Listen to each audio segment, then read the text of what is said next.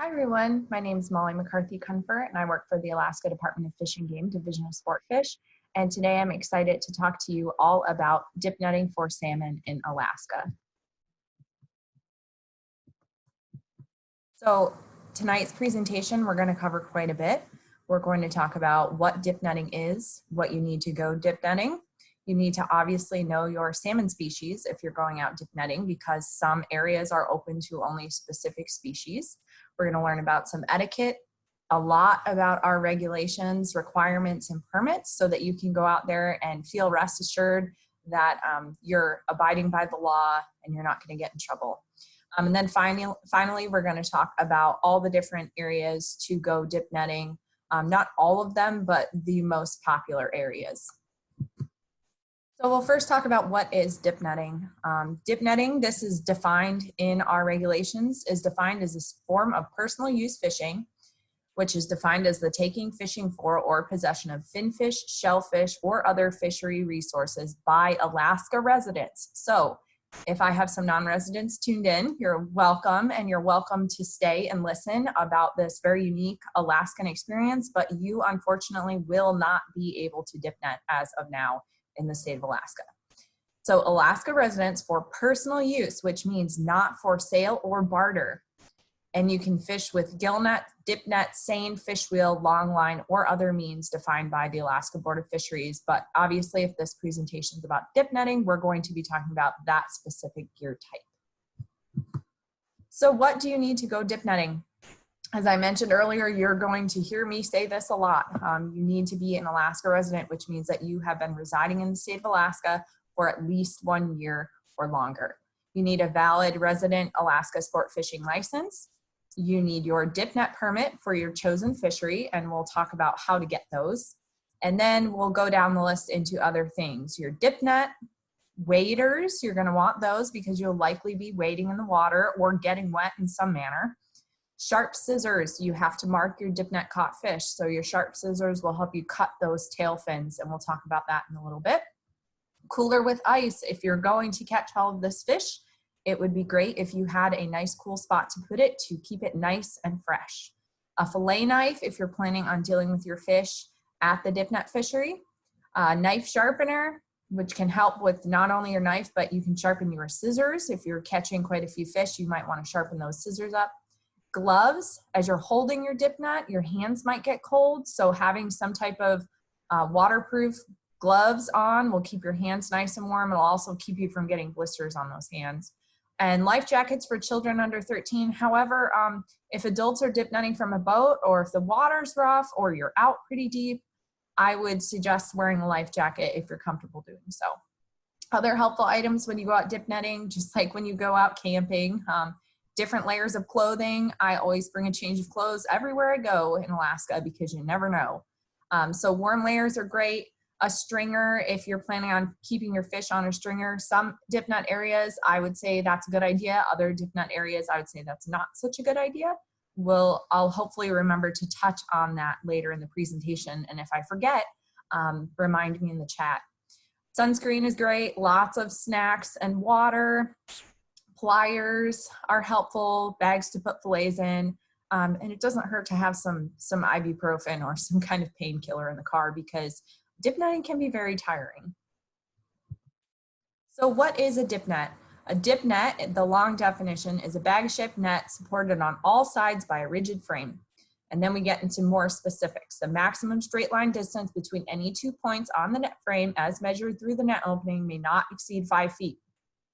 5 feet is a pretty big net, so you don't really need one bigger than that. Depth of the bag must be at least 1/2 the greatest straight line distance as measured through the net opening. No portion of the bag may be constructed of webbing that exceeds a stretched measurement of 4.5 inches. The frame must be attached to a single rigid handle and be operated by hand. So if you're dip netting by boat, you can't come up with a contraption to hold your nets for you so that the people can just hang out and relax. You need to be holding onto that net. So on the bottom here, on the left, this shows more visual of how you know you have a legal dip net. I would say if you're purchasing these from a sporting goods store in town, they likely have done their work and made sure that those nets are legal. but it doesn't hurt to give them a second check. So the middle photo, that is a common dip net used for the Kenai River and the Qualit River in South Central Alaska. It's also can be used at Fish Creek. However, the one on the right, which looks just like a nice landing net with a long, obviously a long pole to hold onto, that is more commonly used at Chinapoot, Chitna, and I'm anticipating that will likely be the best bet for the Susitna River system as well. So different areas, different nets are appropriate. And the reason why these big 5-foot hoop ones, like the ones in the center, are good for Kenai and Qualit is because you're just going to be standing in the water. You're not going to be really maneuvering it other than to get it in and out of the water and to get your fish out of it. There's not a lot of rocky debris that your net can get caught on versus Chitna, Chitna, Susitna, and Chinapoot. There's a lot of rocks that you can get caught on there. So it's nice to have a smaller, more maneuverable net for those areas. So how do you actually dip net? It depends on where you're going. So like I mentioned, for Kenai and Qualit, you are likely, if you are on foot, you are likely going to wade out into the tide to a spot where you're comfortable. So if you're comfortable holding a large net that a large fish could swim into at knee height of water, then that's where you're going to stand. Some people feel comfortable going out deeper. It's just a matter of what you're comfortable with and what you think you can maneuver if 2 or 3 fish hit the net at one time.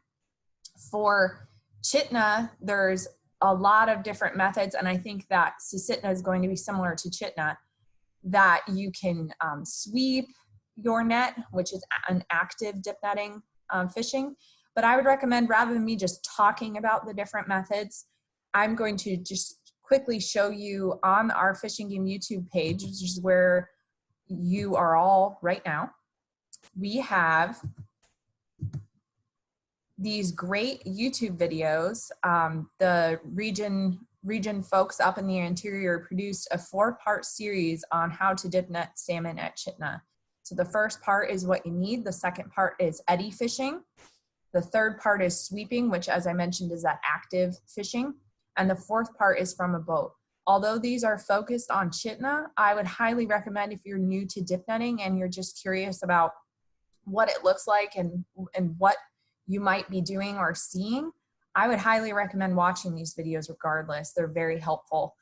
So head on over. You can pause me right now and watch all 4 of these and then join me back in a little bit, or watch them at the end of the presentation. But this is a very useful series of videos if you're starting to dip net.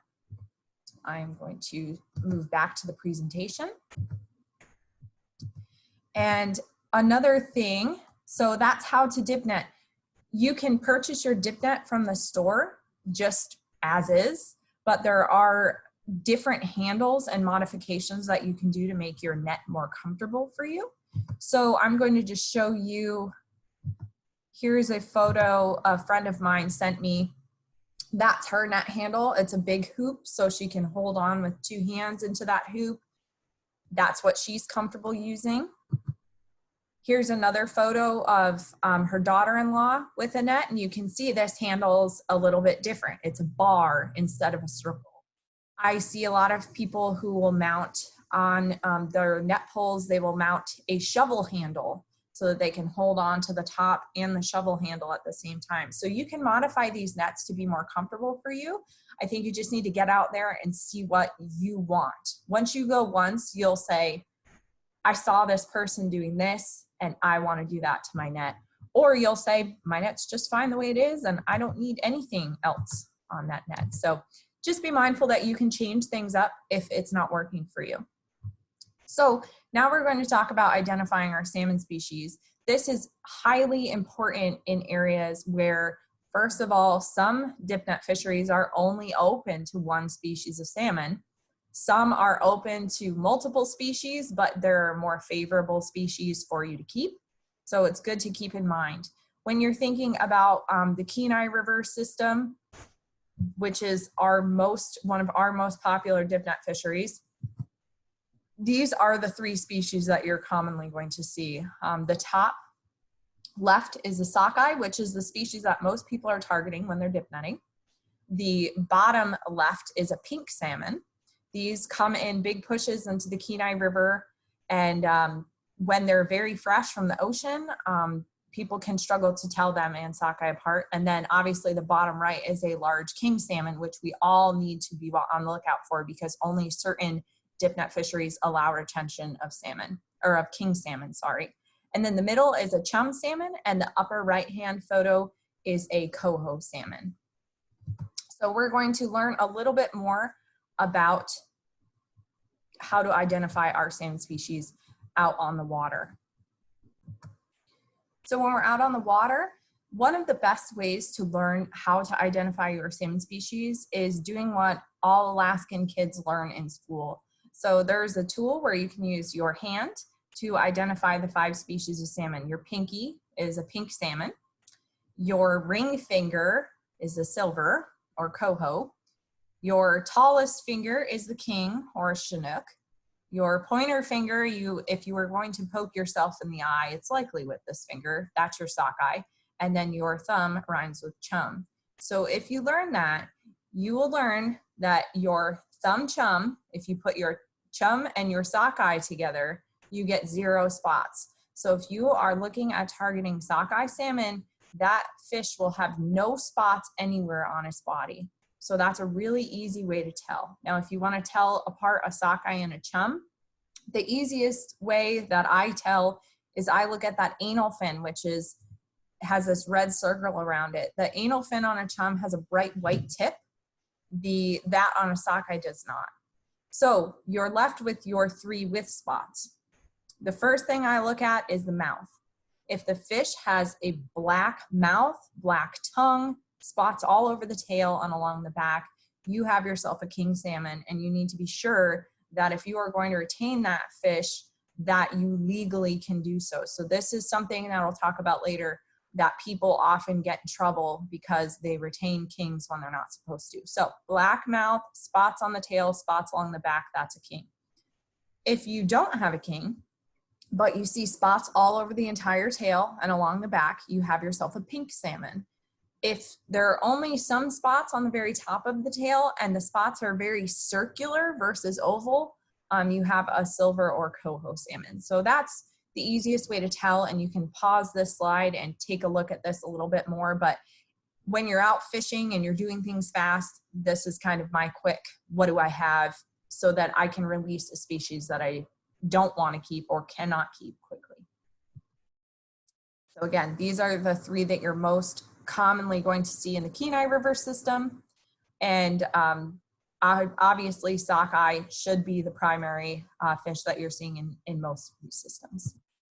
So other fish that you may see, this is for our coastal areas. So our Kenai, our Kasilof, these are some common other fish that you might catch. So the one on the far left is a Dolly Varden. Dolly Varden are different than salmon and trout. They're in the char family. So they have, instead of having a light colored body with dark spots, they have a darker colored body with the light spots. So you can see that fish has white spots all over it. So if you catch a fish with white spots, that's likely a Dolly Varden, and you need to let that fish go. Starry flounder is another species. Rainbow or steelhead trout. If you catch yourself a steelhead or a rainbow, you're going to notice its coloration. It's going to have that rainbowy coloring. The tail is going to be more square than forked. So just be on the lookout for that. Other fish that you might catch on the bottom left, halibut, and in the middle there, an arrow-toothed flounder. Arrow-toothed flounder and halibut often get mixed up. An arrow-toothed flounder has a mouth that extends past the eye and lots of big teeth sticking out, so you can see those teeth, whereas the halibut, the mouth extends only to the eye. So why is this important? Because you can keep an arrow-toothed flounder and starry flounder, you can keep your flounder, but you cannot keep a halibut. So you need to really, this one's pretty easy to pick out, the starry flounder, but this arrow-tooth, you need to make sure that it's an arrow-tooth and not a halibut. Okay, so if you're going to be going out dip netting, your goal is likely to bring back a year's worth of fish for your family so that you have and can enjoy salmon year round. So if you're going to do this, you obviously want to make sure that fish is well taken care of, because if you don't take care of it now, when you open it up in January, it's really not gonna be very good. So the first step is killing the fish with a swift bonk to the head. So if you're looking for a good job for the kids, if you've got kids dip netting, they love this. I say a swift bonk to the head though, not 30. So one good blow to the head will work perfectly fine. If you get too crazy, you can actually bruise the meat of the fish. So it's best to just do it with one hit, and that's good. Then you want to gill and bleed the fish, which is best done in water if possible. So the photo on the bottom right shows the gills of the fish. If you're likely going to have your scissors with you because you need to be cutting those tails, you can use your scissors to just snip those right in half, and that will allow that fish to bleed out. If you don't have scissors on hand, you can always use your finger, just run it under those gills and pull, and that will also break them and allow the fish to bleed out. The next step, very important, just as important as the first two. Place the fish in a cool area, and even if you're processing it immediately, make sure that fish gets cool on ice fast. Now for dip netting, at this point, once you gill the fish, you should also be clipping the fins, which we'll talk about quite a bit later. So cooler on ice is great, back in the water on a stringer in certain areas, and then flame process your catch. I'm just showing you this, shows two different ways of filleting the Department of Fish and Game. Again, you're on our YouTube page. We have a video on how to fillet fish, and that video shows these two different methods. So if you're looking at trying something new, or if you're looking at filleting in general because you've never done it before, that video should be really helpful. I often say the only way that you can really screw up filleting fish is if you get so frustrated that you throw any of the meat away. A bad fillet job can always be repaired with a kitchen spoon. Just scrape that excess meat right off the carcass, put it in a bag, and you can make great tacos with it or salmon burgers. So be mindful of that when you're out dip netting. And if you're looking at just getting started and say another family member has been the primary filleter, I encourage you to give it a try and just bring a spoon with you. And if you feel a little self-conscious about your fillet job, just scoop the rest of the meat out with a spoon and you're good as gold. Okay, so etiquette. I'm going to talk a good amount about this because etiquette is very important. We want this fishery to continue. I'm a dip netter myself, and I want us to have a good view in the public eye, and we need to be making sure that we're doing a good job with that. So etiquette, follow all posted signage about making campfires and camping. So if it says no camping and no campfires, we should probably abide by that. Huge one, pack out all trash. I can't say this enough. We need to be keeping our beaches clean. We need to be keeping these communities clean that we're going into.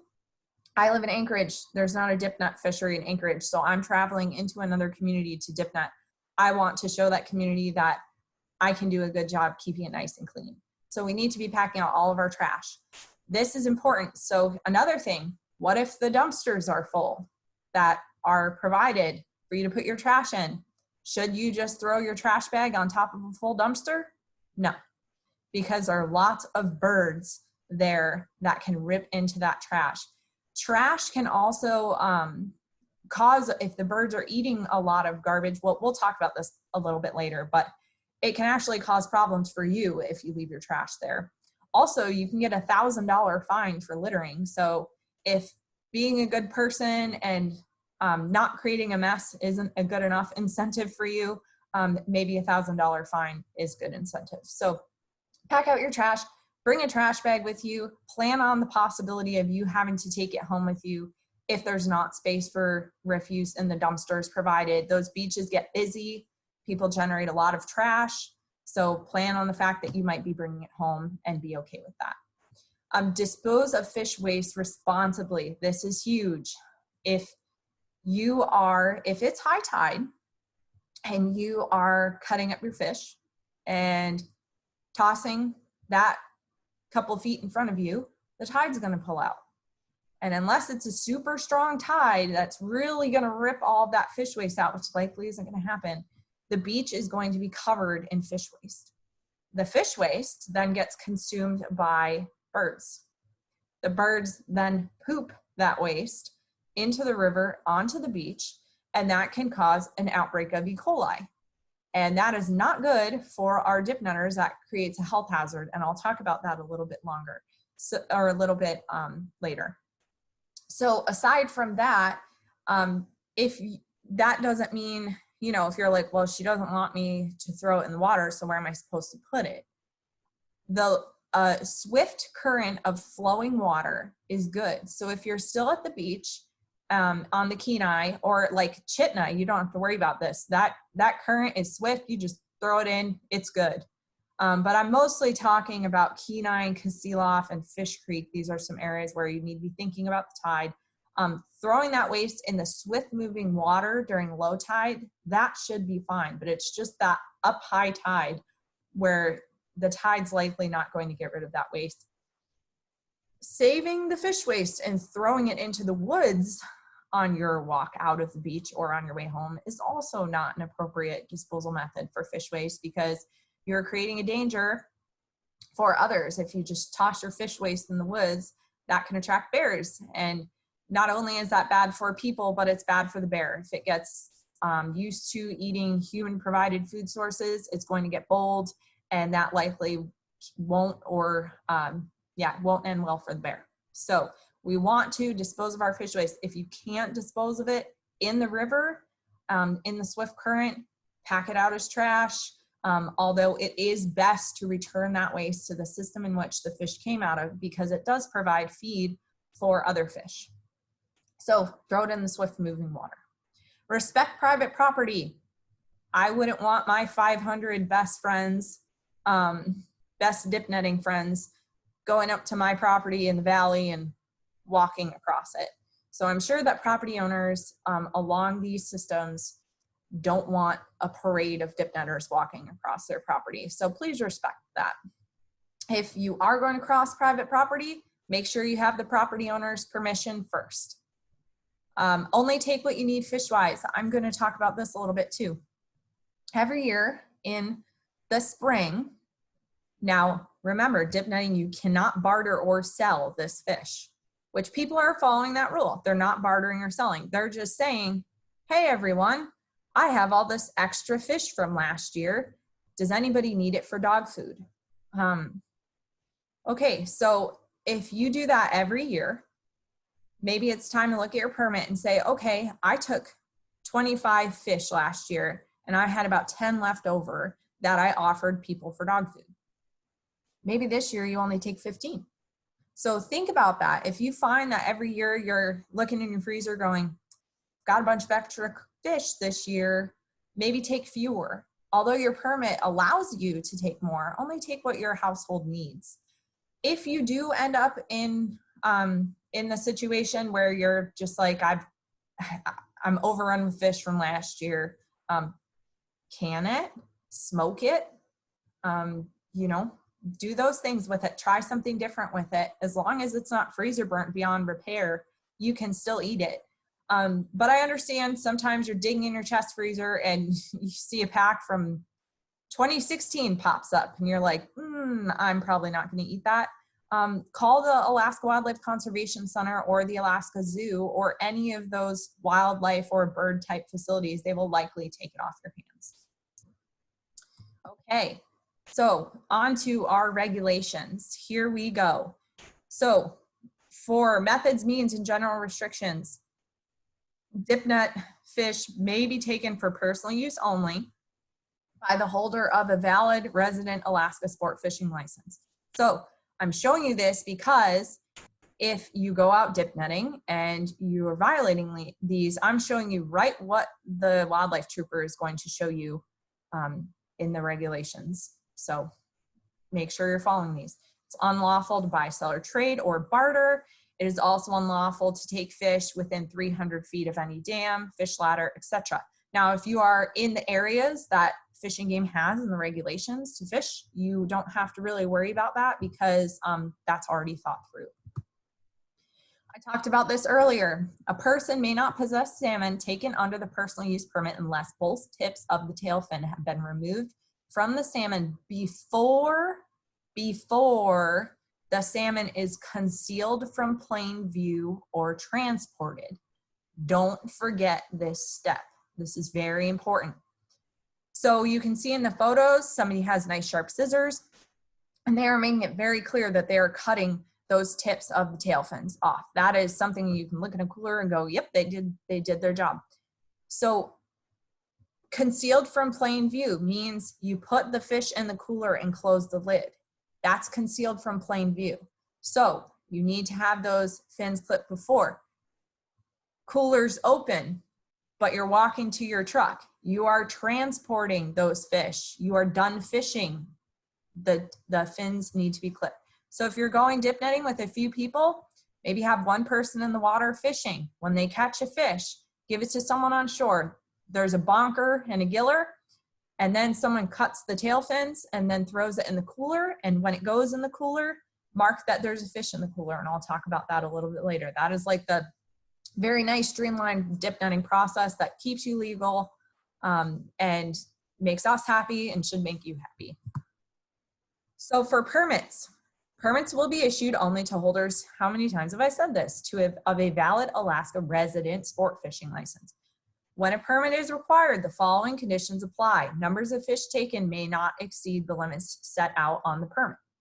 The permit must be obtained from the department before taking fish. Now, from the department doesn't mean physically from the department. It means go to our website.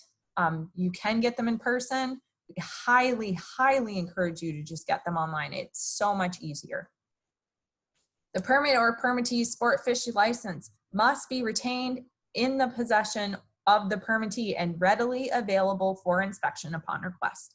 So if you're at dip netting, you got your fishing license and your dip netting permit in your pocket. Just like when you're driving, you have your driver's license with you. You need both of those things to be legally fishing. Each fisherman or woman shall keep accurate daily records of catch, and reports must be completed and submitted to the department at the time specified on your permit. So if you get one of these, read it. Further, upon request by an employee of the department, so any fishing game staff that are down there doing enforcement, or the primary enforcement body is going to be the Alaska Wildlife Troopers, you are much more likely to have them request this. A person must show that person's record of catch taken under this chapter and their fish. So I'll show you right here a few examples. These fish on the left, they are not concealed from plain view. The cooler's open, but you can see the tips of the tails have been removed. This is about as shallow as I would make that cut. It's easy to see that they've been removed, but it's even easier if you cut more off. This middle photo, fish are still in plain view. These are a few king salmon that were legal in this fishery. And then this photo on the right, you can see those tails look clipped. They're not concealed from plain view. However, there is one thing with this photo that from Beaver Creek cabins that I noticed, and they might be perfectly legal and they might not, but I would say that this kid to me looks younger than 13. So this child needs to be wearing a life jacket. So if a trooper were to come check this boat out and that child is in fact under the age of 13, they would have been violating the law. So to clarify permits here, you can get the Upper Cook Inlet Dipnet permit. That covers 4 different rivers: the Kenai, the Kasilof, the Susitna, and Fish Creek. Then there is a separate permit that covers the Copper River. This is called the Chitna Subdistrict Permit. So a lot of people call this Chitna, dip netting Chitna, which I've said it. You're not actually dip netting on the Chitna River. You're dip netting on the Copper River. It's just near the community of Chitna. The Chitna permit will not suffice for the Kenai. So if you're fishing the Kenai and all you have is your Chitna permit, you are not fishing legally. You need to have the correct permit. You may fish both permits. You can hold a Chitna permit and an Upper Cook Inlet Dipnet permit. You can have both of those. You just need to make sure that you have the correct one when you're at an area. So if I'm going to fish both areas, I have my Chitina permit, I have my Upper Cook Inlet permit, I have my fishing license, it's all in my pocket, then I don't screw up. It's also should be noted that you may take your household limit under both permits. So if you're, for example, my household limit's 35, it's just me and my husband. We can go down and fish one of those 4 systems or all 4 of those systems and take our household limit of 35, and then we can go to Chitina and take our household limit of 35. Do we need 70 fish? No. Do we need 35 fish? No. So I'm not going to do that, but I have an option to fish. If I want to go to Chitina instead of KENAI, I can. Any family members that are participating in personal use fishing that are over the age of 18 must have a valid resident Alaska sport fishing license. That being said, only one dipnetting permit can be held per household or suite of permits. So your household can have a Chitina permit and an Upper Cook Inlet permit. But all household members, I can't have one and my husband has one. It's our household. All household members helping fish that are over 18 must have a license. So if you've got 4 kids, one of which is 18, the other 3 are under, that 18-year-old needs a license. I'm going to say this quite a bit. So I've talked about this as a resident only. Further, non-residents cannot help with personal use fishing in any manner. This is in the regulations. You cannot aid in fishing. What does aid in fishing mean? It means handling gear, operating a boat, having in their possession fish harvested in the personal use fishery. So I'm going to give a few examples to help clarify this. My parents come up to visit every summer, except this summer, but almost every summer they come up to visit. They want to just see what dipnetting looks like. They just want to see it. They're not going to come with us. We're unloading the car. They're pulling our gear out. They're aiding us. They're helping us get ready to go dipnetting. They're aiding us. Now, that one is not as severe as let's take these a few steps further. My parents decided to come dipnetting with us and we're in a boat and they're just watching. But then I get thirsty and I say, hey, can you hold my net for a second? I just need a quick drink. That's aiding. Hey, I need to grab a snack. Can you drive the boat for a second? That's aiding. Hey, can you take this cooler of dipnet caught fish home to Anchorage for me so I can keep fishing? That's aiding. I think you probably get it by now. So I talked about how you can have, hold the Chitina permit and the Upper Cook Inlet permit. There are permits that cannot be combined. For example, if you retain a Kachemak Bay coho salmon set gillnet permit, we're not going to talk about that in this class. You cannot have an Upper Cook Inlet personal use salmon permit. You must choose. Similarly, in the Copper River system, we are going to talk about the Chitina sub-district dipnet fishery. That's what I'm going to cover. This is below the bridge, downstream of the bridge that goes across to McCarthy. The Glen Allen sub-district subsistence permit is higher up in the river, above that bridge. We're not going to talk about that permit, but you cannot hold Chitina and that permit. You need to choose. Further, with permits, you must retain your permit and report your harvest to the department by the date specified on the permit. Failure to do so could report in a fine, and upon talking to the troopers, it sounds like they're really starting to crack down on this, and you will likely lose and forfeit your dipnetting privileges for the following summer. So make sure that you're reporting. It's really easy to do. Here's another thing with reporting. Don't wait until the day that you have to do it. If you're done dipnetting for the season, when you're home doing your fish, say, hey, someone in the household, can you report on this permit? Because last year, a lot of people waited until the day it was due. The department system got overloaded. That led to us being stressed. That led to a lot of people being stressed, worrying that they weren't going to get their permit reported on time. So set an alarm on your phone for, July 31st, turn in your dipnet permit. It's not due that day, but that's a good day to do it. Or like I said, maybe when you're driving home, if your spouse is sitting next to you in the car, pull out your smartphone and go on the fishing game website and do your report. So before I talk about more about the areas, I'm going to show you about how to get your permit online. So I went into the Fish and Game online store. So I'll show you quickly. If you were to do that, you would just go to Fishing, Licenses and Permits, shop the online store. This is what will pop up. Shop now or log into your My Alaska or My ADF&G account. I clicked Shop Now and I made up a Dipnet presentation person. So don't do this, obviously fill it out for you, but I want it to show you. So when you put your information in, this will pop up. If you need to purchase your sport fishing resident license first, you will click here. Oh, it's mad at me because I said I was Dipnet permit. Okay, that's as far as I'm gonna get to go. So you would click here and click on resident sport fishing license. For fishing and shellfish permits, I'll actually just re-enter this information. This is literally exactly what you would be doing at home. You have to be a resident to Dipnet, remember. I think Dipnet permit, they grew up here.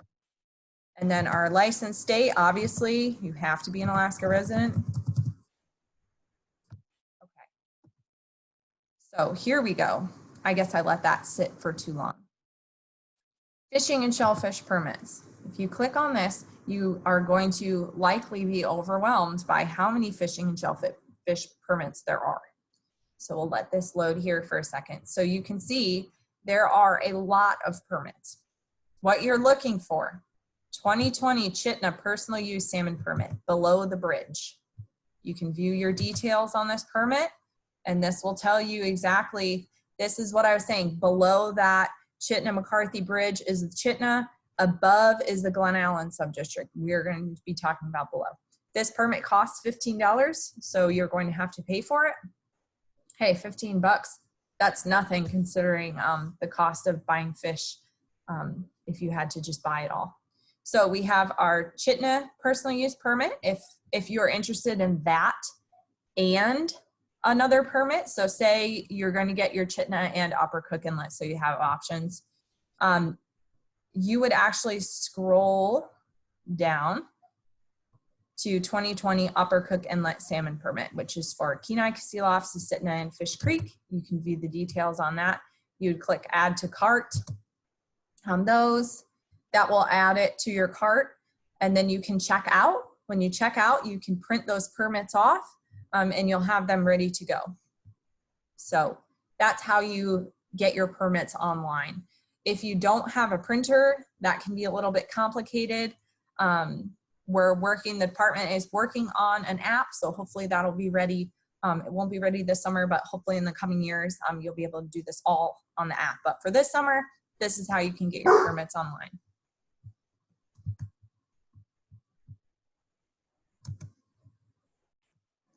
My apologies for my dog barking. That's a luxury of working from home. Hopefully that didn't set off everyone else's dogs in their homes. So I've shown you how to use the online store. Now we're going to move into the different areas where you can go dipnetting. The most popular are the Kenai River, the Casila River, Fish Creek, and Chitna. But there are two other areas that are also good spots to dipnet, which are Chinapoot and the Susitna River. So I'm going to get into some deep details about each of these 6 areas. We'll start with the Kenai River. The Kenai River season opens July 10th. It's coming up this weekend, and it's open through July 31st. It's open from 6 a.m. to 11 p.m. daily, unless otherwise specified in an emergency order.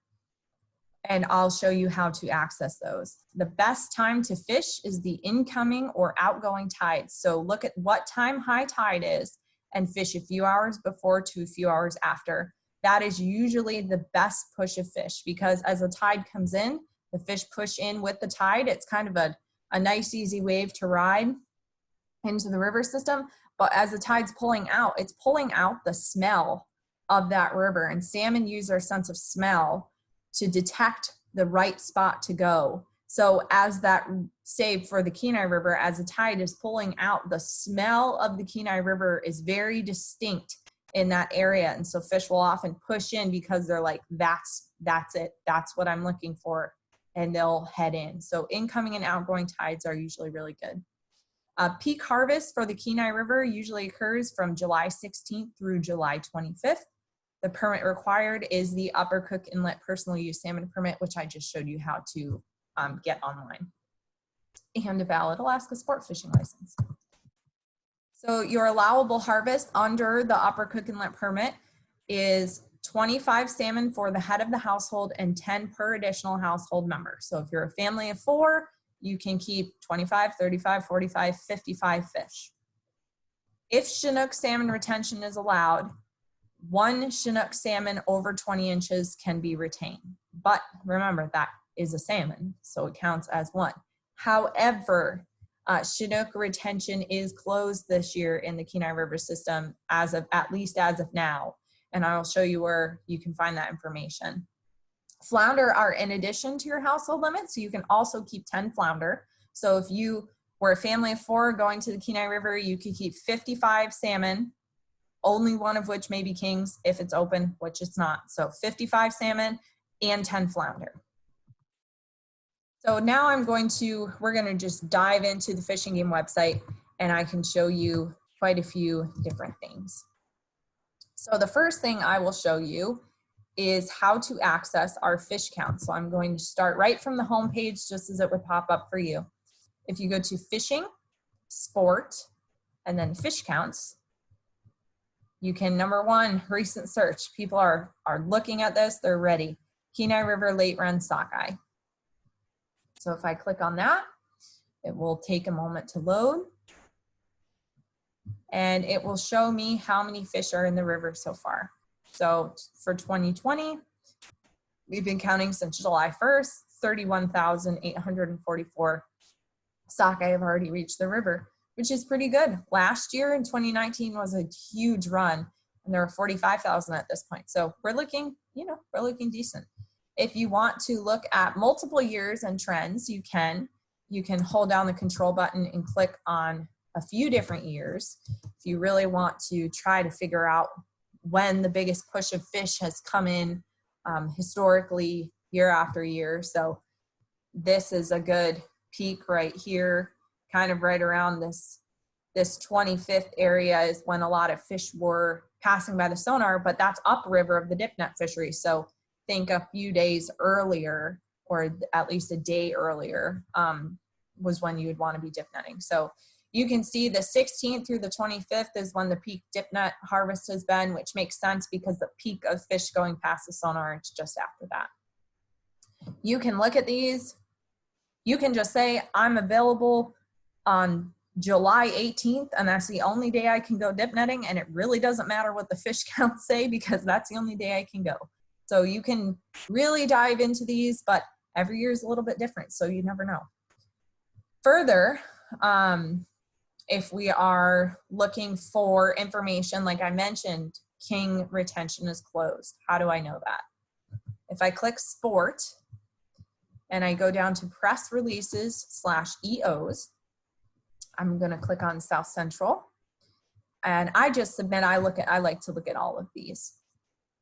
So you can see right here, Kenai River personal use dipnet fishery opens July 10th with no retention of king salmon. So you can click on that and you can read it. But I knew that a couple weeks ago, and it's not because I work for Fish and Game.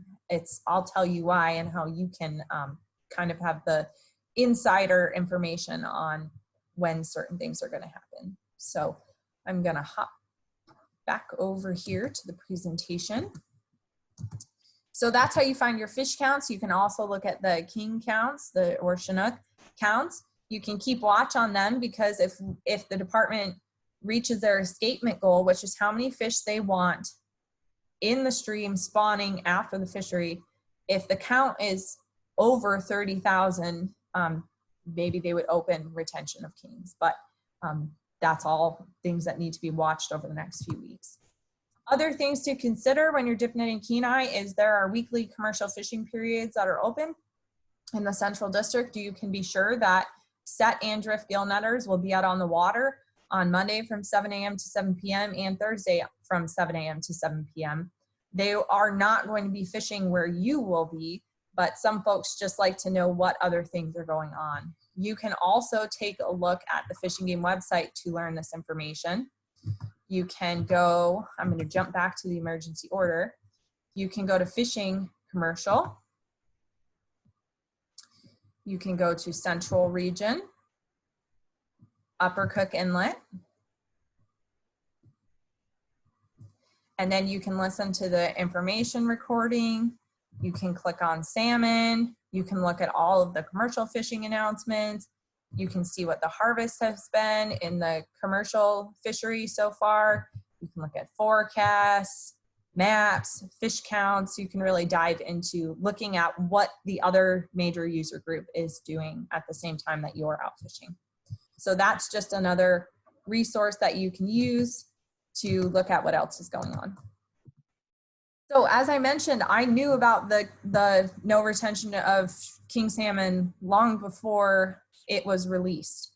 So when the sport fishery is restricted to no bait for the Kenai River Chinook salmon fishery, that is a paired restriction that immediately instates that there will be no retention of king salmon in the personal use fishery. It also restricts hours for the upper sub-district commercial fishery. So the second sport fish released that there would be no bait, which was a couple weeks ago, I knew that there would be no retention in the Dipnet fishery. So just things for you to know for the future if you're curious. You could have known this a couple of weeks ago before, but we like to be timely, right? People weren't quite thinking about dip netting a couple of weeks ago. So we wanted to make sure that it was in your face right before you go dip netting. But if you want to be in the know, that's how. So to access the Kenai River, there are a couple different spots. You can, so you can see this big yellow areas where it's open to dip netting from shore. You can see where we're closed to dip netting here. This area of the river is closed to dip netting from shore, but you can use a boat, a 4-stroke or 2-stroke DFI with no horsepower limitation. And then in this bridge access road just below, you can dip net from shore along this edge, and then you have a 50 horsepower limitation in addition to the 4-stroke or 2-stroke DFI.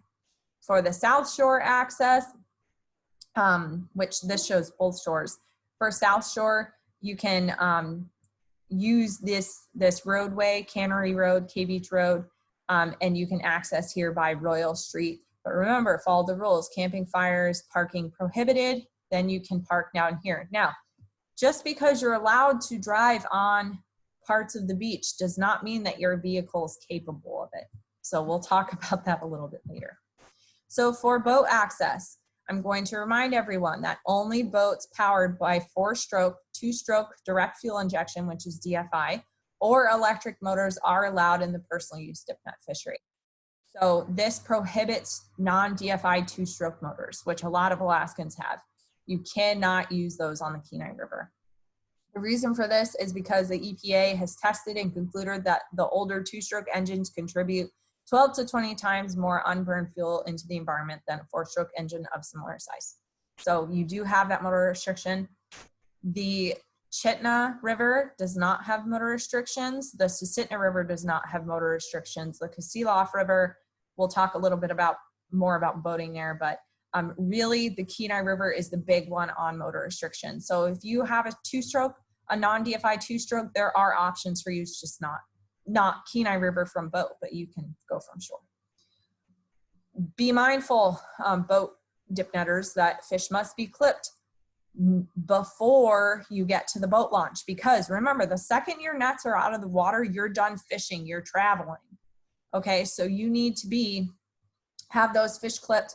The second you're starting to head in, clip if you haven't already done it. If you get to the boat launch and your fish haven't been clipped and a trooper's right there, not going to be good. So make sure that you have your fish clipped and recorded on your permit before you get to the boat launch.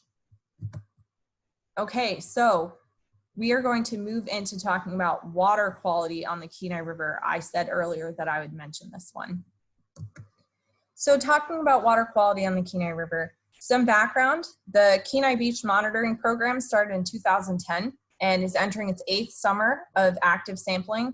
So water quality samples are collected weekly, May through September, at 2 beach sites, both Kenai North and South beaches, which we saw in those access slides. Water samples are also collected upstream and downstream of the Gull Rookery and at the Warren Ames Memorial Bridge. So if you've been dipnetting Kenai, you know there are a lot of seagulls here. The reason they're doing this is because past years of bacteria monitoring have shown elevated levels of bacteria during the summer. Based on source testing, seagulls and other birds are known to be the source of fecal waste on Kenai beaches. So as I mentioned earlier, you can help reduce the amount of bacteria on the beach and in the water by reducing things that attract birds, like fish waste. Exposure to this fecal bacteria from birds can obviously cause us to get sick. Therefore, if you're on the beach and in the water, you're encouraged to wash your hands and shower after swimming or recreating in the water. Wash your gear. Cook fish and shellfish to an internal temperature of 145 and avoid direct contact with the water when bacteria advisories are in effect, which last summer there were bacteria advisories in effect. So earlier I was mentioning there are some areas where using a stringer is an appropriate thing and keeping your fish in the water, and other times it's best to get your fish in the cooler on ice. Kenai, I would be getting my fish out of the water, putting them in the cooler on ice. So the Alaska Beach Monitoring Program is part of a nationwide effort to decrease the incidence of waterborne illness at public beaches. So this is part of a larger effort, and the Department of Environmental Conservation, in collaboration with the Kenai Watershed Forum, are working together on this. So I'm going to show you their website so that you can find this information on your own during the summer. So here we go. If you go to dec.alaska.gov and look up Kenai River water quality, you can see the beach advisories map right here. Right now, green is good, safe bacteria levels, but as more people are on the beach, as more waste is generated, more, obviously gulls are picking up more fish waste, more fecal bacteria is present, and that could create harmful levels. So, but for now, all is good. They contacted me this morning, and it's Tuesday. They said that they will be releasing something by Thursday before the opening weekend of the Dipnet fishery to let folks know what the bacteria levels are. If you do have questions about bacteria in the water, their page also has a safe dip netting on Kenai River beaches. There's a whole section on there, so you can take a good read through here. But the biggest takeaway here is don't leave fish waste on the beach. And if you're seeing a lot of gulls, if it's looking bad already, if the advisory is out there, make sure to clean up yourself, wash your hands after being in the water. Okay, so we are going to hop back on to the PowerPoint here. And if you have any questions, give the Department of Environmental Conservation a call. I'm sure they would be happy to chat with you about it. So for Kenai River, what to do and what not to do. I already talked about a lot of this, but it's just good to remind you, don't camp, walk, or drive on the dunes, only walk on established paths. Don't go on private property, even if it's a shortcut. Here's a big thing. Don't drive your vehicle above the high tide mark. These are dunes. They're protected. A lot of shorebirds nest in these things. In terms of driving a vehicle, don't drive a vehicle without four-wheel drive on the beach. In fact, even if it does have four-wheel drive, you might want to make sure that you're comfortable driving your vehicle on the beach before you just head down with your truck full of kids and gear and your family dog, and then you get stuck on the beach. So I would recommend, if you're not comfortable doing so, park at the parking lot. Don't drive your RV down on the beach. Park at the parking lot. If you have a four-wheeler, that's a great option to get your gear out for you rather than driving your vehicle. If you get stuck, you can get towed, but the towing fee is a lot of money. And your truck might have to sit through the high tide cycle before it's recovered, which is also even more expensive. Don't process your fish on stairs, boardwalks, boat ramps, or in parking lots. And obviously don't dispose of fish waste on the beach, parking lot, or woods. So make sure you're following posted signage, make sure that you're getting rid of your trash, prepare for strong tides, wear a life jacket in the water during strong tide cycles, regardless of your age, or just wear a life jacket if you're thinking you're going to want to walk out deep in the water. It's just a good idea. If you lose your balance, if a big fish swims into your net, or if somebody had a seal swim into their net already this year at the Qualit, you might lose your balance. It might, you know, wearing waders, you're weighed down, it's heavy, so a life jacket might not be a bad idea. If you see violations, contact the Alaska Wildlife Troopers. They are the primary enforcement agency. The Department of Fish and Game, we are happy to help. We want to hear about it. We will listen to you. If you send us a message on Facebook, we will likely send it to the troopers. So if you are seeing enforcement violations, call the Alaska Wildlife Troopers. They're going to be there the fastest. They're going to respond really quickly. But if you have questions about how to dip net or what gear you need, the department is a really appropriate body to call. And there are some phone numbers listed there. There are 2 apps for fishing the Kenai River. Dipnet Kenai is one, and Alaska Fishtopia, and that's not just for dip netting. So if you're an app person, you can download those apps for your phone and see what they have to offer. So I like to play this game, ticket or no ticket. Here's a photo on the left that I grabbed off of the Alaska Life website. You can see all of these fish. They have their nets, they've got their boat, they're at the dock, and I don't see any clipped fins at all. So if the wildlife troopers were standing on that dock, they're probably going to get a ticket. The top photo, we've got our fish in plain view. So, but they are clipped, so that's good. If it's a hot day and these are going all the way back to Anchorage, this is not a good way to store your fish. These should be in a cooler on ice. So if this person were to drive back to Anchorage, those fish were to be considered rotten or spoiled, which bacteria grows really rapidly on fish. Those fish were considered spoiled and those people were to throw them in the dumpster, that's wanton waste, you can get a ticket. So this is kind of a situational thing. Just for being on the beach like this, they're fine, but put those fish in the cooler.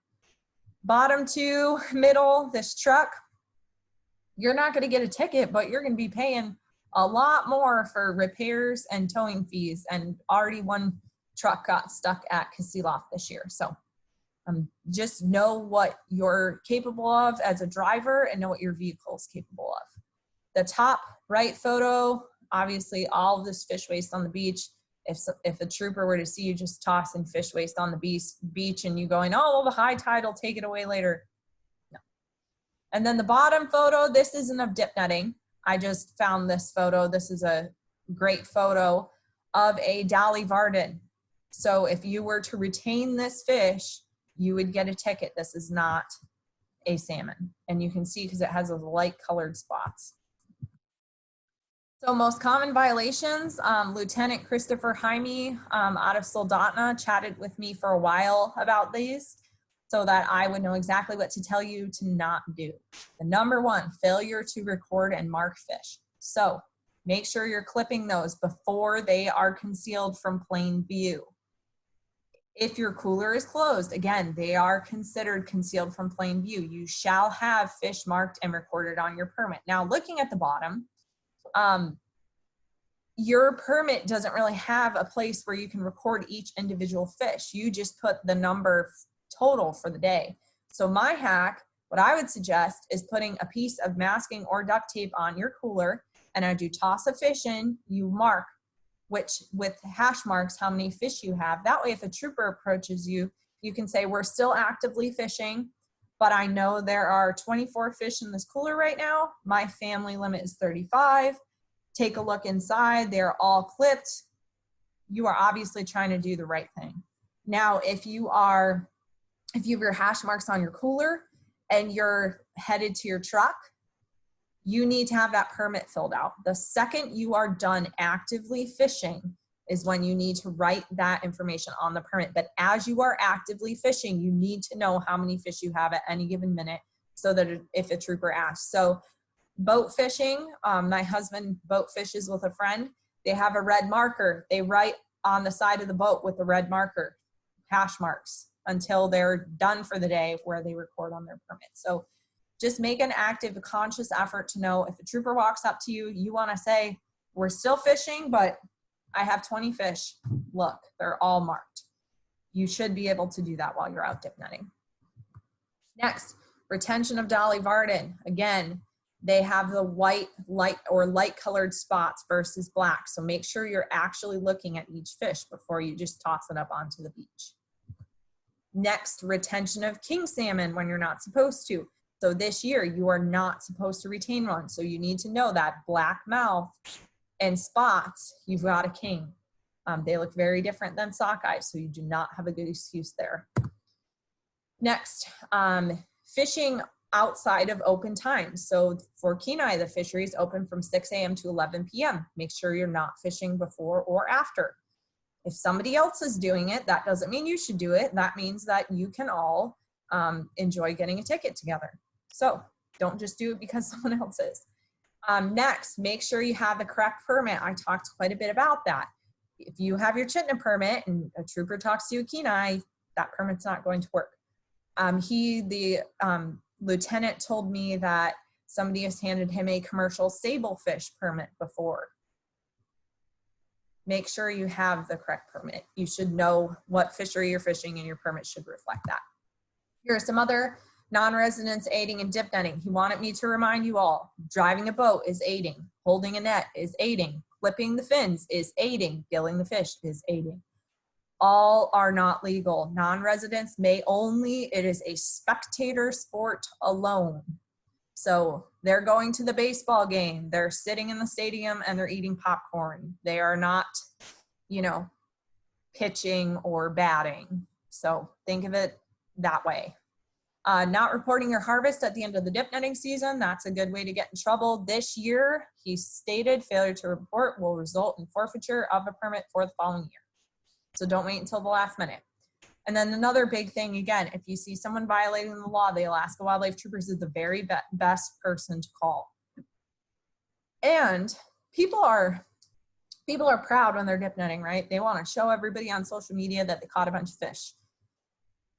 They also post illegal photos on social media. Last year, for a prime example, I had someone message the department Facebook page with a photo of a person. They were standing next to their vehicle with the license plate, clearly in their front yard, with all of their dip net caught fish out, given the thumbs up. None of them were marked. So, and your Facebook has your name on it.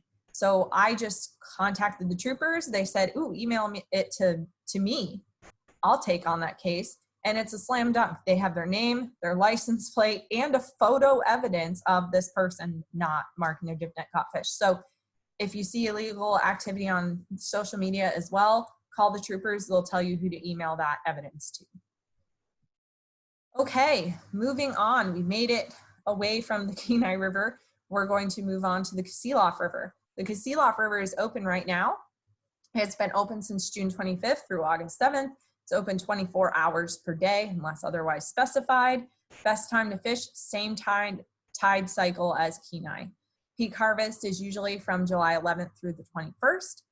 Same permit as Kenai, that Upper Cook Inlet personal use salmon permit and your valid Alaska sport fishing license. Allowable harvest is the same as the Kenai. Per your permit, annual harvest, 25 for head of household, 10 per additional, and then your 10 flounder if you want those as well. You can find the Kasilof River fish counts the same way that you find the Kenai River fish counts. You just go to that fish counts website and underneath you look for Kasilof and you can find your Kasilof River fish count. I also showed you how to find that there was no retention of king salmon. I am also going to show you in a similar manner, you can find things that actually liberalize a fishery. So here we have on, gosh, which day was this released? July 1st. You could see that Kasilof River dip netting area was expanded. So we have expanded the area. This goes through August 7th. So we're not only telling you to look at this for restrictions, you can also find that, you know, more area has opened up for you to fish. So, and I will mention, I forgot to note when I was talking about the Kenai River just a moment ago, the city of Kenai has a really good website about dip netting there. They have beach cameras, they have all information about fees and information about dip netting there. So if you just Google search, I think it's Dipnet Kenai, but it's the city of Kenai's website, and they do a really good job. So check that out if you're thinking of dip netting the Kenai River. So to access the Kasilof River, there's North Shore access and South Shore access, just like the Kenai. These, I'm not going to read these word for word, but you can pause here and it'll give you directions. Or if you go to the Fish and Game website, if you go to personal use fishing information by area and you look up the Kasilof, you can find this exact same information there. One thing I will note, dip netting from a boat on the Kasilof River. You may dip net from a boat during the same open season times as dip netting from shore. However, it is incredibly challenging. The only public boat launch is located quite a long way upriver from the Dipnet fishery. The Kasilof River is notoriously rocky and challenging to navigate from a boat. Folks that boat fish this fishery often launch an inflatable raft from the beach, and that is the boat that they're fishing with. There is no boat launch to launch, you know, your flat bottom jet boat or something like that. So if you are considering doing this by boat, I would highly recommend calling the Soldotna Fish and Game office and talking to a staff member about it before you just go about and do it. Because like I said, that public boat launch is a very long way from the fishery. So keep that in mind if you're considering it. Okay, moving along. So we're moving out of the Kenai Kasilof area for now, and we're going to continue. We're sticking with the Upper Cook Inlet Subdistrict permit. Fish Creek is located in the Matsu Valley. So we're finally, like I said, moving away from Kenai. The season's open by emergency order only. So right now it's not open. It may open anytime between July 15th and August 31st. If it opens, it's allowed from 6 a.m. to 11 p.m. daily. And if open, the peak of the run is usually July 15th through the 25th. Same permit as Kenai Kasilof and a valid resident sport fishing license. Allowable harvest is per your Upper Cook Inlet permit. So this is a system that if you don't want to look at the fish counts, it doesn't matter to you. This is the one that I would say, look at the fish counts, because Fish Creek, and again, I just used that fish counts, fishing sport fish counts, and went to Fish Creek sockeye. Fish Creek will not open unless this sustainable escapement goal for sockeye, which is 15,000 to 45,000, unless it's over that 15,000. So last year, I'm going to give you a prime example.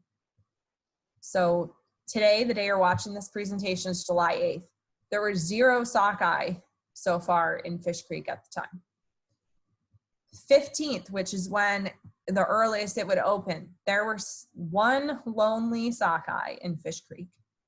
And last summer, it was because it was such a hot, dry summer. Those fish were just not pushing in. They needed water. We needed rain. So then July 21st, okay, 1,890 fish came in, which that poor one fish stayed in the creek by itself for a long time. Then Tuesday, you can see the numbers, boom, boom. July 24th, we went from 9,000 to 20,000. And then July 25th, we went from 20,000 to 31,000. Boom, dip netting is going to open. So if you're wondering what's going on with Fish Creek, why dip netting isn't open yet, take a look at these fish counts, because once we hit that between 20 and 30,000, that fishery opened for the remainder of the dip netting season, which you can kind of see this in the data, right? So we had our big pushes, boom, dip netting opens. and it is an effective way to harvest those extra fish. So July 27th, people were dip netting 36 fish. But that's okay because the escapement goal was met, and that was the point, opening it up for opportunity for our anglers. Access to Fish Creek, if the fishery opens, the area open from boat, so you can do this from a boat in the KENAI, or from shore is in the waters upstream. The markers at the mouth of Fish Creek, approximately 1/4 mile upstream of KGB Road, so this area. This is a muddy spot. There's silty tidal mud. Be very careful if you're going. If you're walking in this mud, you need to be checking that you can get out, especially when the tide's coming in. So be extremely careful and cautious of this mud. Don't get stuck in the mud. If your feet get stuck in the mud, the best way to get out is not pulling your feet out, it's digging. So if your feet get stuck and you're worried, get down and just dig your feet out and then stand in a less muddy area. So be very careful and cognizant of that mud at Fish Creek. Finally, brand new this year, 2020 is the very first year the Alaska Board of Fisheries opened a new Dipnet fishery on the Susitna River. It will be open July 10th through July 31st on Wednesdays and Saturdays from 6 a.m. to 11 p.m. This is, again, your Upper Cook Inlet personal use salmon permit and your valid Alaska sport fishing license. Talking about the Susitna River Dipnet fishery, we're going to talk a little bit more. So there's no retention of king salmon allowed, so make sure that you are releasing those fish. This is a boat in or airplane only access. You will not get here on any road because there is not one. So this is boating, which those of you who can't fish the KENAI because of your motors, this is an option. Your open areas between the ADF&G regulatory markers located 1 mile downstream from Susitna Station, downstream to the Fish and Game regulatory markers located near the northern tip of Bell Island, Alexander Creek Cutoff. I'm going to show you this on a map and talk to you more about if this is a good idea for you. So the Dipnet area is right in here. Okay. So Susitna Landing is one of the boat launches that you can use, or Deshka Landing, which is right in here. You have a long way to go downriver before you hit this Dipnet fishery, okay?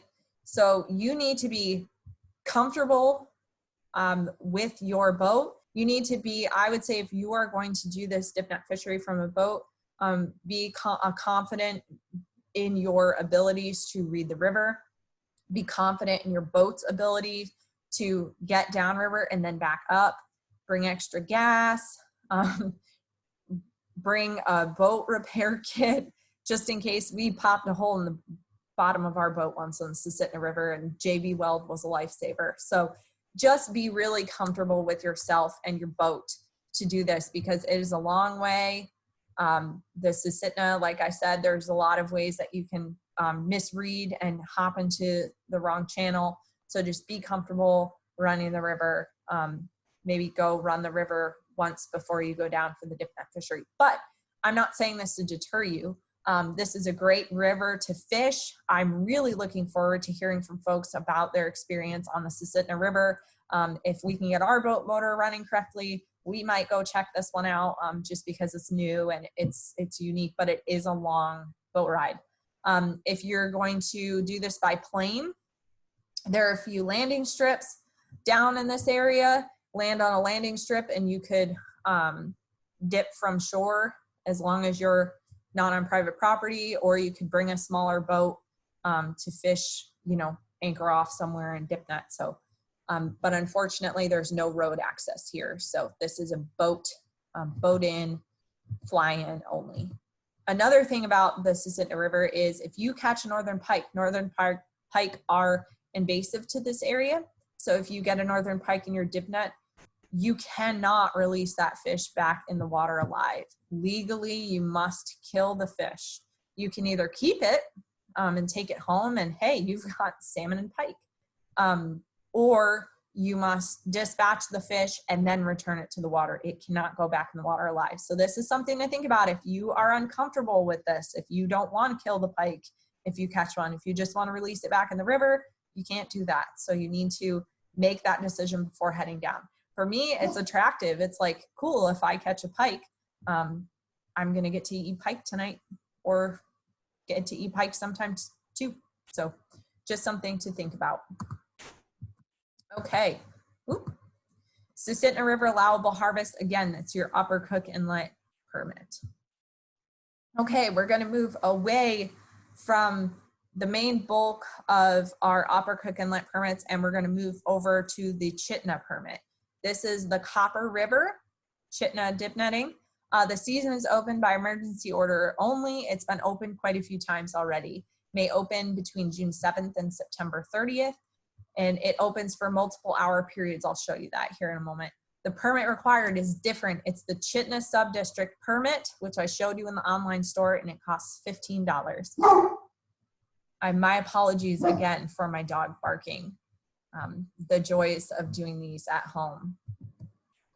So if you have questions about the Chitna Dipnet fishery, there is a hotline that you can call. There are 3 different numbers. You can get a recorded message, and you should listen to this before heading to Chitna, but this will tell you all about fishery openings and information about this dipnet fishery. So to get the Chitna dipnetting schedule, I'm going to show you how to get that online. You will go to the fishing game website, fishing, personal use fishing, information by area, then Chitna Copper River. There's a whole lot of information about this fishery here. If you click on schedule, you can see the schedule. Black means that is definitely happening. So Thursday, tomorrow, July 9th through Sunday, there will be an 84-hour open period for dipnetting Chitna. So if you're looking to do that this weekend, it will be open. These blue are tentative openings. So once they are black, they will happen. If they're still blue, they're still tentative. So here are the tentative openings, and this shows, this green shows what the schedule would look like if all of the tentative openings were truly open.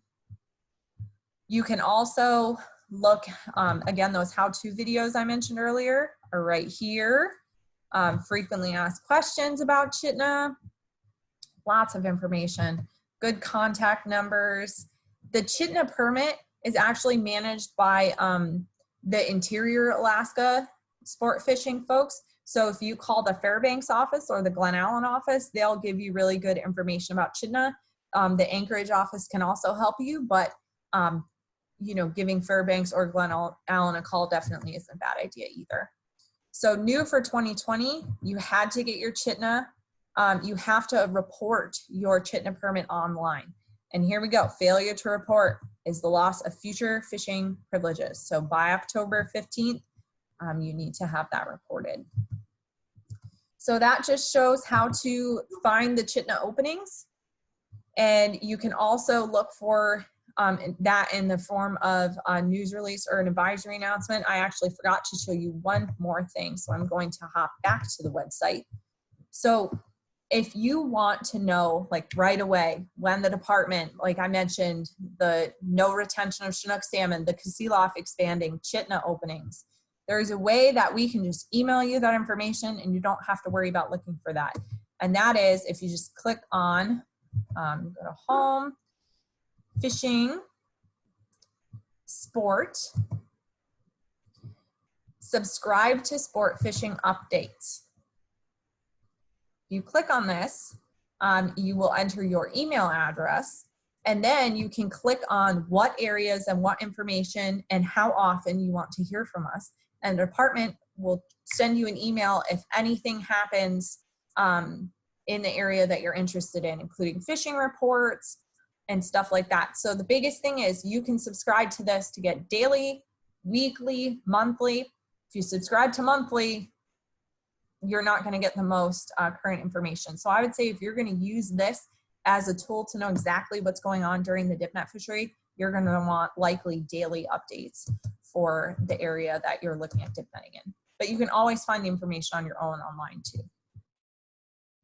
So Chitna allowable harvest, same as Upper Cook Inlet, 25 for head of household, 10 per additional household member. You may retain a Chinook salmon if it's open, and that again is counting as one salmon. So if you catch one king, you can keep 54 other salmon. And again, you need to make sure you're reporting for Chitna. To find the fish counts, this is an area, again, where those fish counts might be really helpful. So where to find those, we're all experts by now, I think. You go to the Fish and Game website, fishing, sport, fish counts. And then Copper River, Miles L, Sockeye. Miles L, that seems interesting. But so anyways, if we're looking at this, we can take a look at the number of fish passing by the sonar, decent numbers pushing through. Why is this important? Because this is downstream of where that Chitna permit is open. It will take these fish approximately 2 weeks to reach the Chitna Dipnet fishery. So on that page, I saw a couple days where over 11,000 fish passed that were probably a few days ago. So you can try to plan ahead and go, okay, if it opens on this weekend, there should be a good push of fish going through. So you can plan it a little bit better by looking at those counts. Access. So to access the Copper River, the photo on the left, it's a little bit confusing because we usually use red to show you can't fish there. The red actually shows where you can fish on this graphic. So you can see where Chitna is on the left and where the road is. So here are your roads right here. So here's the bridge across to McCarthy. And then here's where this road goes. So the most common spots where people dip net from shore, you can park right on this, right before you cross the bridge. You can park on the side of the road and make sure you are going downstream. You are not crossing below the bridge and going up. You are going below the bridge downstream, because unless you have that Glen Allen subdistrict permit, you should not be fishing upstream of the bridge. So go downstream.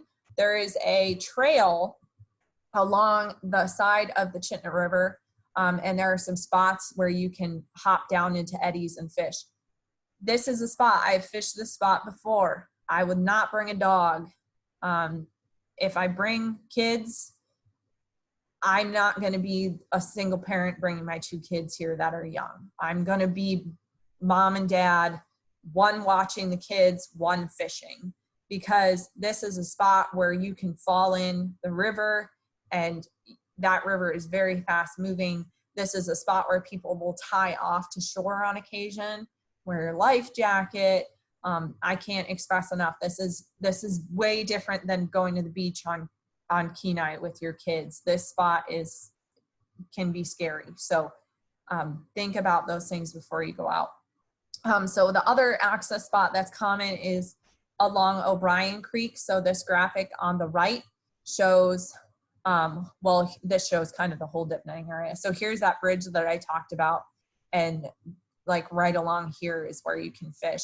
But O'Brien Creek area, you can park right around here. And some people take 4-wheelers in. I know there was a landslide. I know that you should have good experience riding a 4-wheeler before you take it in here, because there's some tricky maneuvering. So my biggest thing is, if you're thinking about doing this, just be careful. It can be a little bit more dangerous than like a KENAI or Kasilof Fish Creek type experience. Folks also dip net the Chitna from a boat. Obviously, there's a video on that I showed you earlier. Boats work great. Just again, the Copper River is a very fast moving, very large river. You'll see full trees going down past you as you're dip netting. So you need to make sure you have a good working motor that can really push your boat well before you think about fishing here. And so there's a Chitina Dipnetters hotline, and then there's another website about dipnetting the copper. So these are some resources that you can check out before you head out and dipnet under that Chitina permit. Finally, the last spot I'm going to talk about, I know I kind of hopped from South Central to interior, now I'm hopping back to South Central, but I'm trying to keep these organized by permits so you can compartmentalize these in your brain. So the first 4, Upper Creek Inlet, next Chitina, and now we have Chinapoot, which does not require a permit. So Chinapoot Bay is across from Ketchikan Bay. It's 4 miles across from the Homer Spit. So boat access only, no road options.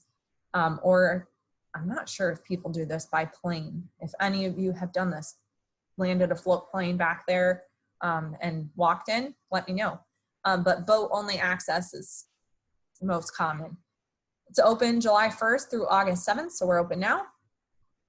Sockeye generally start returning on July 1st, and I've heard that there are sockeye returning here right now. It's getting better. Run peak is usually from the 18th through the 31st. Again, no personal use permit is required. But here are the things.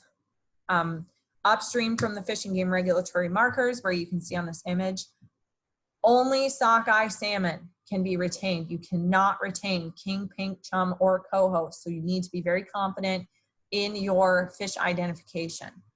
Make sure it's just sockeye. So you can keep 6 with a bag, so bag and possession limit. So bag limit is per day, possession limit is how many you can have in possession, which means it would be good. Possession would mean just this is the number of fish that you can have. And a way to think of a possession limit, so say it was in your possession means that it is a fish that, you know, can spoil. So that's a fish in your possession. So if you go to Chinapoot on Monday and you catch your 6 fish, that is your possession limit.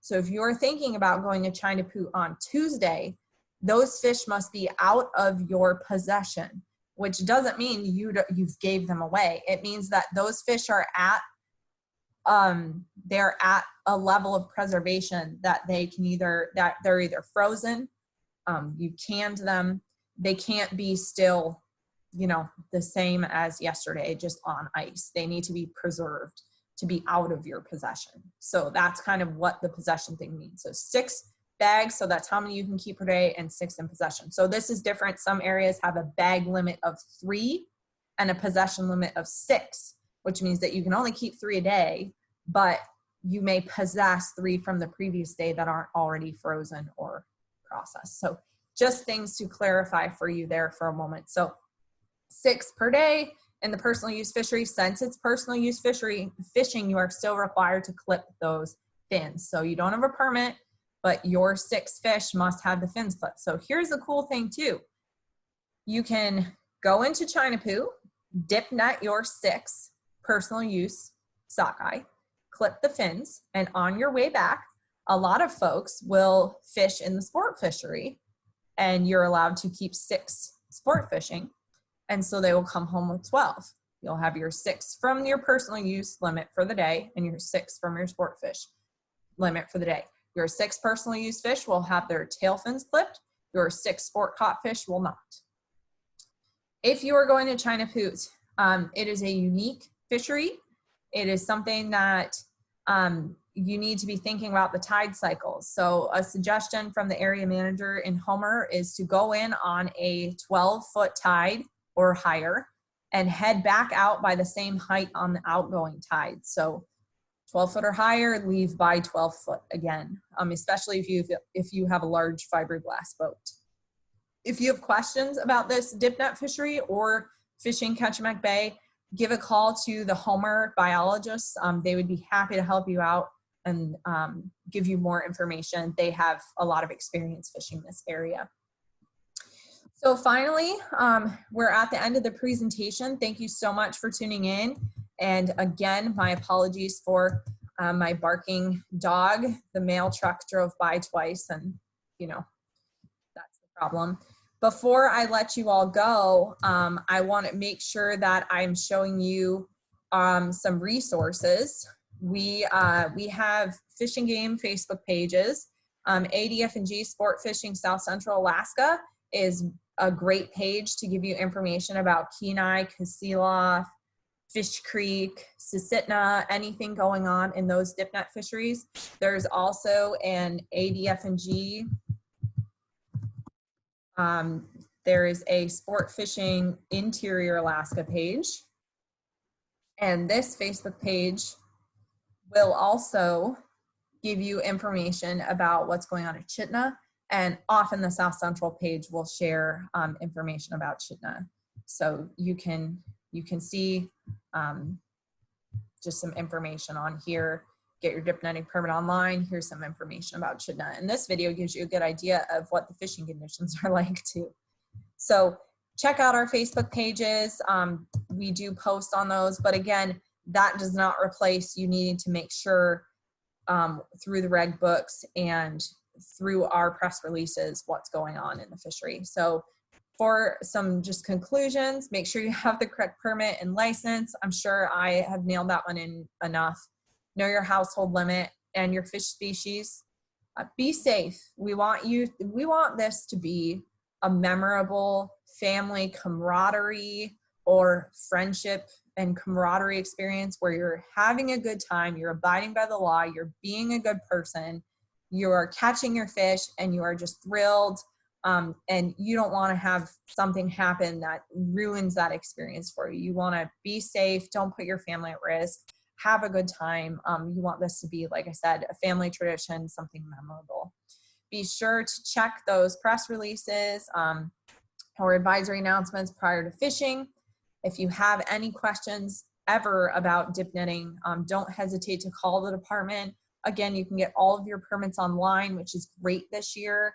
Our offices have been experiencing quite the long lines, especially with the having to social distance everyone. So I'd really, really recommend getting your permit online. And if you don't understand how to do it or you need help doing it, call the information offices and they can help you through over the phone. And then again, any enforcement reporting or questions, you can call the Alaska Wildlife Troopers. I'm sure they'd be happy to help out and hear from you. And the biggest thing with dip netting is have fun. Enjoy catching your fish for the year. You'll enjoy eating those all year long. And if you need help learning how to fillet, figuring out how to can those, trying to figure out what to do with that fish once you have it, check out our Sport Fish YouTube channel that you're all already on and see what we have to offer, and we can hopefully help you out to figure out what to do with those great fish that you caught. So thank you for joining me tonight. And we hope that you get out and have a very successful dip netting season.